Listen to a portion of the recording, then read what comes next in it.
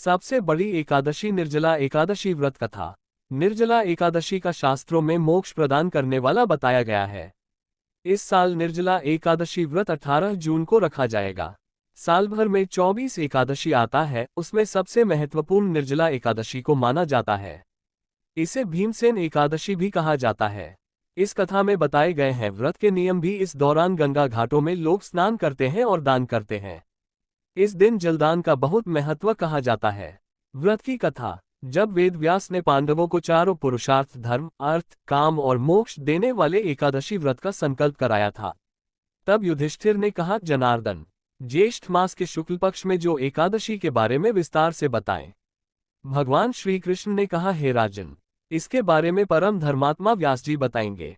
तब वेद व्यास जी कहने लगे, कृष्ण और शुक्ल पक्ष की एकादशी में भोजन नहीं किया जाता है। अगले दिन द्वादशी को स्नान करके पवित्र होकर फूलों से भगवान केशव की पूजा करें। फिर पहले ब्राह्मणों को भोजन देकर अंत में खुद भोजन करें। इस पर भीमसेन बोले, पितामह, मैं आपके सामने सच कहता हूँ, मुझसे एक बार भोजन करके भी व्रत नहीं किया जा सकता, तो फिर उपवास करके मैं कैसे रह सकता हूँ।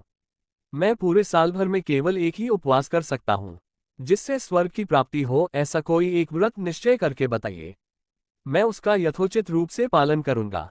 व्यास जी ने कहा, भीम, ज्येष्ठ मास में सूर्य वृष राशि पर हो या मिथुन राशि पर शुक्ल पक्ष में जो एकादशी हो, उसका यत्नपूर्वक निर्जल व्रत करो। केवल कुल्ला या आचमन करने के लिए मुख में जल डाल सकते हो, उसको छोड़कर किसी प्रकार का जल विद्वान पुरुष मुख में न डालें, अन्यथा व्रत भंग हो जाता है। एकादशी को सूर्योदय से लेकर दूसरे दिन के सूर्योदय तक मनुष्य जल का त्याग करे तो यह व्रत पूर्ण होता है। इसके बाद द्वादशी को प्रभातकाल में स्नान करके ब्राह्मणों को विधिपूर्वक जल और सुवर्ण का दान करे। इस प्रकार सब कार्य पूरा करके जितेंद्रिय पुरुष ब्राह्मणों के साथ भोजन करे। वर्ष भर में जितनी एकादशियां होती हैं, उन सब का फल इस निर्जला एकादशी से मनुष्य प्राप्त कर लेता है। जिन्होंने श्रीहरि की पूजा और रात्रि में जागरण करते हुए इस निर्जला एकादशी का व्रत किया है, उन्होंने अपने साथ ही बीती हुई 100 पीढ़ियों को और आने वाली 100 पीढ़ियों को भगवान वासुदेव के परम धाम में पहुंचा दिया है। जो इस एकादशी की महिमा को भक्तिपूर्वक सुनता अथवा उसका वर्णन करता है, वह स्वर्गलोक में जाता है। चतुर्दशीयुक्त अमावस्या को सूर्य ग्रहण के समय श्राद्ध करके मनुष्य जिस फल को प्राप्त करता है, वही फल इस कथा को सुनने से भी मिलता है। भीमसेन, ज्येष्ठ मास में शुक्ल पक्ष की जो शुभ एकादशी होती है, उसका निर्जल व्रत करना चाहिए। उस दिन श्रेष्ठ ब्राह्मणों को शक्कर के साथ जल के घड़े दान करने चाहिए। ऐसा करने से मनुष्य भगवान विष्णु के समीप पहुंचकर आनंद का अनुभव करता है। इसके बाद द्वादशी को ब्राह्मण भोजन कराने के बाद स्वयं भोजन करे।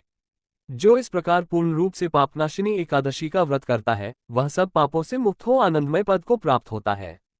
ये सुनकर भीमसेन ने भी इस शुभ एकादशी का व्रत आरंभ कर दिया। एकादशी पर क्या करें और क्या नहीं। निर्जला एकादशी पर क्या करे दान। निर्जला एकादशी के दिन दान करने का विशेष महत्व है। इस दिन गोदान, जलदान, छाता दान के साथ साथ जूता आदि का दान देने से शुभ फलों की प्राप्ति होती है। आप चाहे तो अपनी योग्यता के अनुसार कुछ चीजों का दान कर सकते हैं। पीपल को चढ़ाए जल। निर्जला एकादशी के दिन पीपल के पेड़ की पूजा करना शुभ माना जाता है। इस दिन पूजा करने के साथ साथ जल जरूर अर्पित करें।